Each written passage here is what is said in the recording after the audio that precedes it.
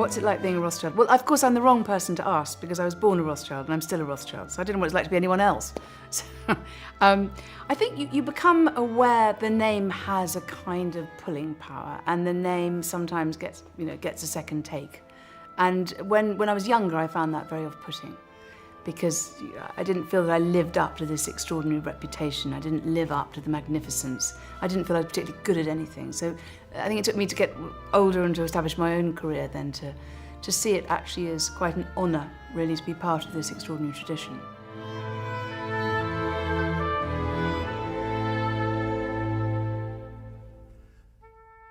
The story really begins in Frankfurt, in the Jewish ghetto in the city, and the name Rothschild comes from the name of the house of their ancestors, which was the House of the Red Shield.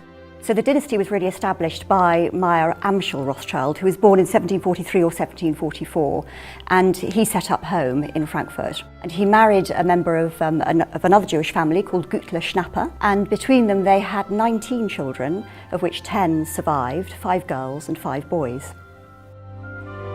So the Judengasse was in Frankfurt, and it was built to house originally, I think it was something like 60 Jewish families, and within a matter of decades, there were several hundred families. There were thousands of people living in a street that was a few yards wide, and I think it was about 100 yards long.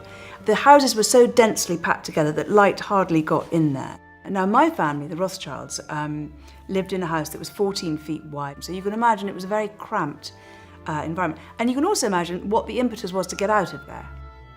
It's very hard to imagine the extent of the restrictions. They had to spend every night in the ghetto. They had to wear clothing which identified them as Jews, and the parks had outside them a notice saying, "No pigs, no Jews." So it was an incredibly restrictive society, and therefore astonishing that Baron Rothschild was able to do what he did. Jews were allowed to deal in coins, and coins were a big thing at that time because you had so many small states in Germany and elsewhere that they were collected. And somehow Baron Rothschild became friendly with the Prince of Hesse and succeeded in first selling him coins, and then he was formally appointed as the coin advisor to the Prince of Hesse. So that was the big breakthrough. The business really expanded when Meyer Amschel brought his 5 sons into the family firm. And he did that by keeping one of them, Amschel, in Frankfurt, and the other 4 brothers went out to establish branches of what became the Rothschild Bank in other European capitals. So Nathan went to London, James went to Paris, Salomon went to Vienna, and Karl went to Naples. They were an enormously close family. They, in effect, escaped from the ghetto to those 5 capitals in Europe. And it was really the first time that there'd been a family that worked within a European community. And they had family rules about how they conducted their business. They almost shared everything in the early days and worked together with a brilliant success. The really famous example of a Rothschild success is the way in which they managed to provide cash for Wellington so that he could fund his armies in the run-up to Waterloo. And that really established them as a kind of an international player in financial terms. And a lot of that success was rooted in their ability to communicate. They had an incredibly sophisticated network, secret network of communication, which meant that they were able to get news from one brother to the other. So much so, in fact, that the news of Wellington's victory at Waterloo arrived with Nathan 24 hours before the official news arrived with the British government.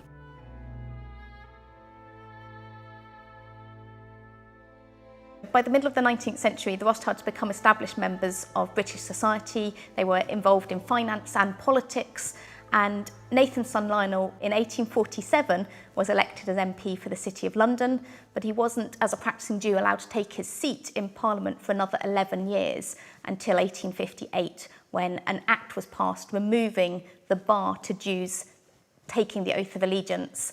Lionel's son Natty was also very involved in politics. He gave advice to the government on financial matters, and in 1885 he was made the first Lord Rothschild, the first Baron Rothschild of Tring, and in doing so he became the first Jewish peer to take a seat in the House of Lords, following in his father's footsteps, I guess, within the political arena.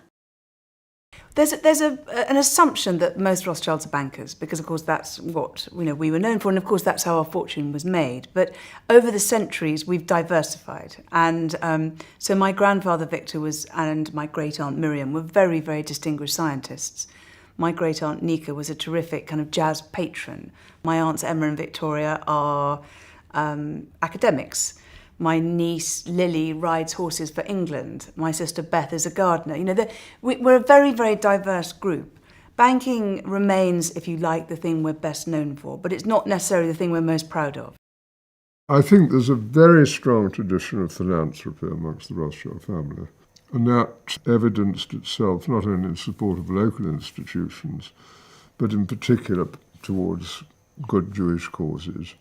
And that's been a very strong accord between the Rothschilds, I think, even to this day. The family has had lots of different interests in all sorts of different fields. I think the famous ones are probably wine, and of course the ownership of the two great Bordeaux vineyards, Chateau Mouton Rothschild and Chateau Lafite Rothschild, which are still in family ownership, which were acquired in the 19th century. And then there's racing. A lot of members of the family were very keen on the turf and raced horses very successfully. There are quite a lot of classic winners. And of course the art collections, which are possibly the most famous aspect of all, and Waddesdon is a very good example of that, with extraordinary collections of 18th century furniture and paintings, very much in what's called the Rothschild style. The original founding father, N M Rothschild, said that Rothschild women could only be employed as archivists or bookkeepers. So that rather narrowed down a woman's role in the family. So they had to find other ways, and one of the ways that they managed was actually to be custodians of the collection, and custodians really of the family's honour, if you like. So if you take this house, Waddesdon Manor, and you think about its history, Ferdinand built it, and the collection was brought together from very different disparate parts of the family. But it was his sister Alice who actually made sure that the collection stayed together. And Alice was an extraordinary woman. She was the person who introduced the very exacting standards. So the collection had to be put to bed over the winter. You could only touch something if you were wearing gloves. And the gardeners lived in terror of her, because she would go down to the borders and tell you, that needs deadheading, or that's the wrong colour pink or something.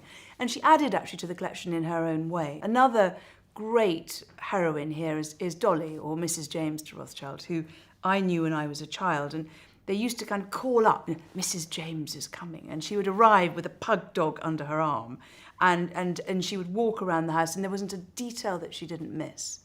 And actually, it's those standards which those two women instilled in the house, which are still carried out on a day-to-day basis. And it's those standards, I think, which maintain the standard of excellence that we're so proud of here. There was the transition period from it being a private house to becoming part of the National Trust, with a very strong family influence, both in terms of works of art in the house and the property outside.